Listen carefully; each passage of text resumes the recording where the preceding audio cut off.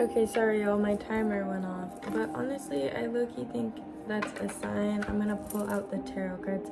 I mean, I'm low-key enjoying just channeling, but anyways, I was also having this like another like more self-reflective thought, and I was like doing journal prompts and stuff, like writing out journal prompts, and like I saw the value in like what some of the journal prompts were for. Like one of them was, oh, and you guys could use these too.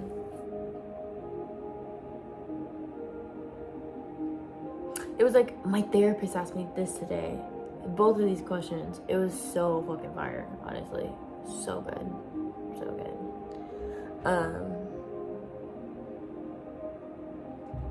You have this dream, right?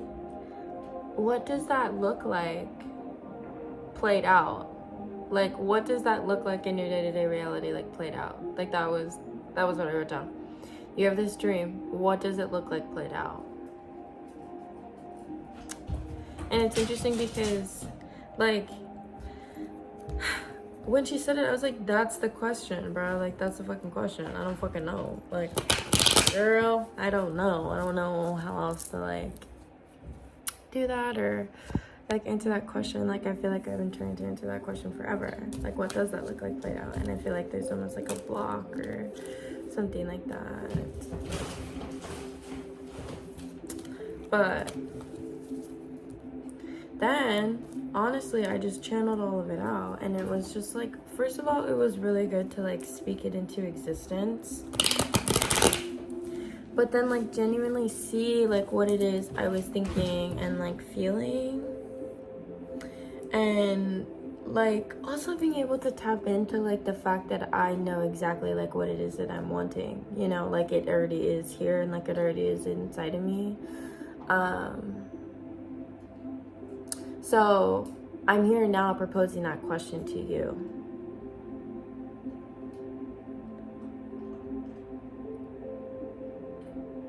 You have a dream. There's a deep like cosmic whisper inside of you, you know, uniqueness that wants to like be expressed and has this desire to be seen and like felt. And it's not about anybody else. It has nothing to fucking do with anybody else. It's all about like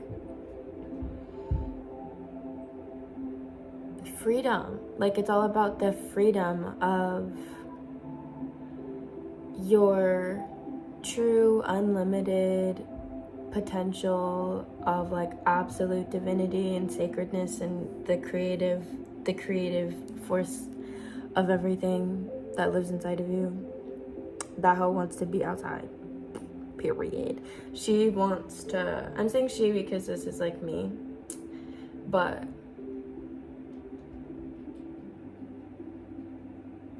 relate this to yourself. She wants to be out. She wants to be free. She's fierce. She's wild. She's like, wow, you know? And all of you have one of those. Tap into them. Feel them. Right? They really want to be out. They want to, like, they want you to stop limiting their expression because of your like fear and anxiety of being seen, of being judged, of caring about other people's opinions. It's like stuff like that. I'm gonna leave that there. And then the other question was, and this is where everything is gonna start kind of like wrapping in, okay? What would it look like to show up for yourself in this season? Or what would it look like? Wait, hold on. Let me see. Oh, what would it look like to prioritize you in this season? And then when you do that, when we start doing that and we start looking into that, pay attention to like feelings of uncomfortability. If you like end up writing this down and like do the journal prompt, confirmation burp. Ask yourself, or like really pay attention to like what kind of things come up. And like this again is in the void, you know, in the void of potential. Because now we're in here. We've crossed the threshold and now we're in here. And this is where it's safe. This is where we express those things. This is where those things get to come out and like be seen and like be brought into the light to like integrate into like our wholeness, you know? Because we're all whole. We've all always have been whole. There's no way to not be whole. It's all about, maybe sometimes we forget, you know? And there's parts of ourselves that get a little scattered, that get a little like lost in the clutter of the human experience. And like, this is where we kind of like bring them all home. We call them back in. So, and then the other question is like,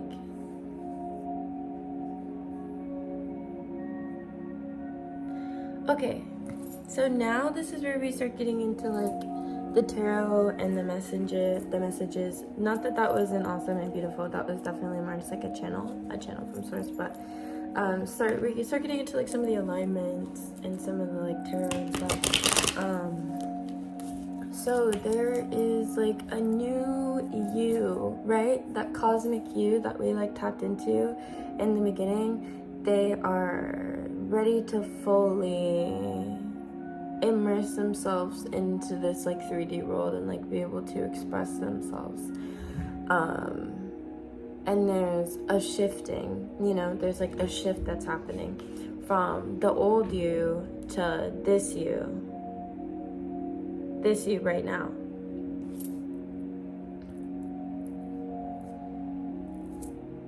Right. The future you is now you, you know, like there's nothing else. There's nothing else. The future you is determined by the now you. It's not determined by the past you, it's determined by the now you. And the more you keep looking at the past, the more you keep like thinking about the past, the more the past is going to be the now. Right. And I think that's the eclipse that I've been thinking about, that I've been seeing, that's like kind of been coming up. Like for a while the sun and the moon were coming out, and I kept doing this, like I kept putting the sun and the moon like over and in front of each other. And that is the thing. It's like, what is the block? What is the fear? You know, like the old you is dying 100%. They're not here anymore. Like they don't really exist except for like within you. But the new you is wanting to be expressed, but they can't live in the same like emotional patterns that the old you used to live in, you know? So it's kind of just about you being able to like let go of those and, you know, surrender. There's this big thing around trust. There's this really big thing around trust. And the collective being able to trust themselves in this new season and trust in the way that they're showing up, you know, and like trusting that the work that they have put in has like paid off.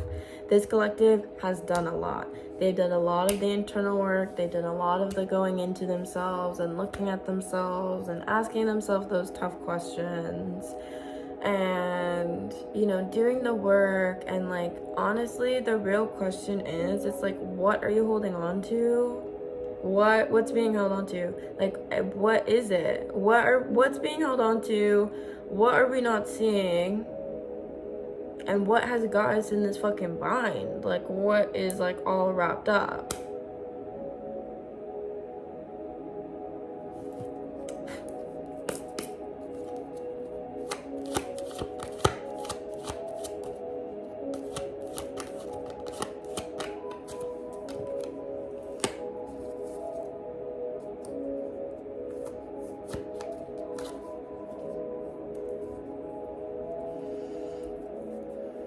Okay, what are we holding on to? Interesting, the Hangman.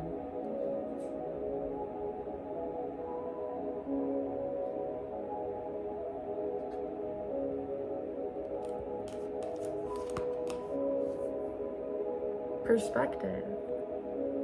So we're holding on to some kind of perspective.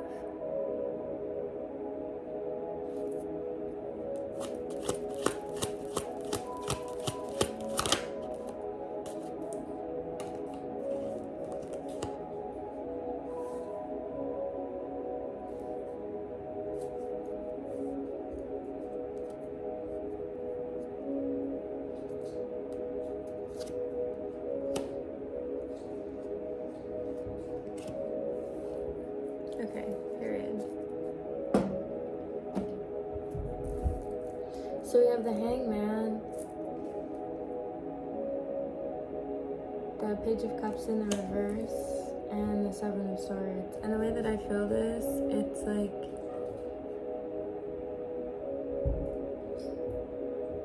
I'm seeing it's like you only really look at your shadow side. Like you only look, and I think you're someone who goes like in and out of it. Like you go in and out of those like times and moments, but there's something about the way you perceive yourself.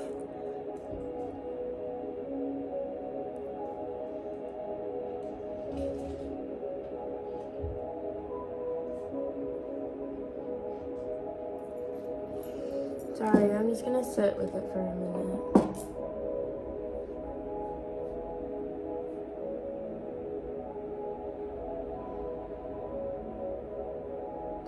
Yeah, no, it's that you're like seeing your shadow. Does that make sense?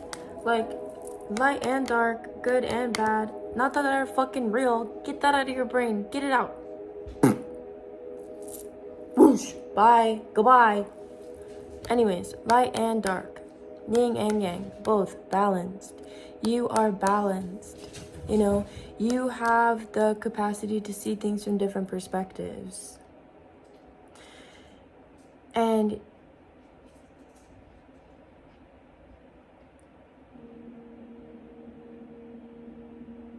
yeah, and I feel like because of the way that you have the capacity to see perspectives and you're able to like see your shadow, and there's this capacity for you to see your shadow, like to look into the shadow.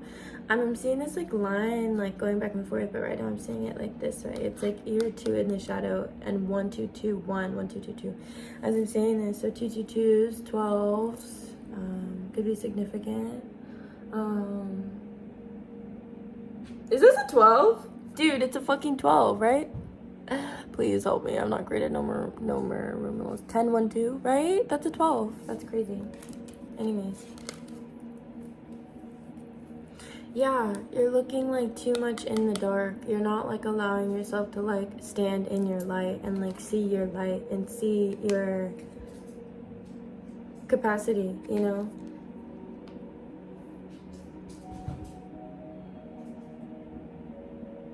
Right, it's really interesting because then the Prince of Cups, it says introspection, but it's in the reverse and it's on the dark side. Like it's sitting next to the dark side, and then the Seven of Swords is like sitting right next to it, and it's in the dark. It's in the dark. It's like because of your shadow and the way that you like want to acknowledge your shadow. Got it. There is an incapacity to acknowledge your light and acknowledge yourself as someone who does your introspection and acknowledge yourself as someone who like does put in the work and does take the time and is like emotionally regulated. Whenever I see this card, I always, and it's in the reverse, I always see it as like it's a warped perspective. And it's a shadowy, like, warped perspective, and this is the way that you're seeing yourself. You're seeing yourself in, like, this dark, warped perspective instead of seeing yourself. Just because you're someone that, like, has things to work on, it doesn't mean that you need to, like, continuously punish yourself for the things that you work on. Or, like, you need to, quote-unquote, like, even need to work on. The fact that you even, like, have the desire to want to work on them or, like, want to understand them and, like, want to integrate those things is like really amazing and like really outstanding. Like a lot of people don't take the time and the energy to do that. Sorry, my cat is like playing, but I am locked in. Sorry, like I'm fucking locked in. It is a little distracting, but whatever, not my fucking business. Anyways, instead of honoring yourself as the person who like is devoted and dedicated to like showing up as the best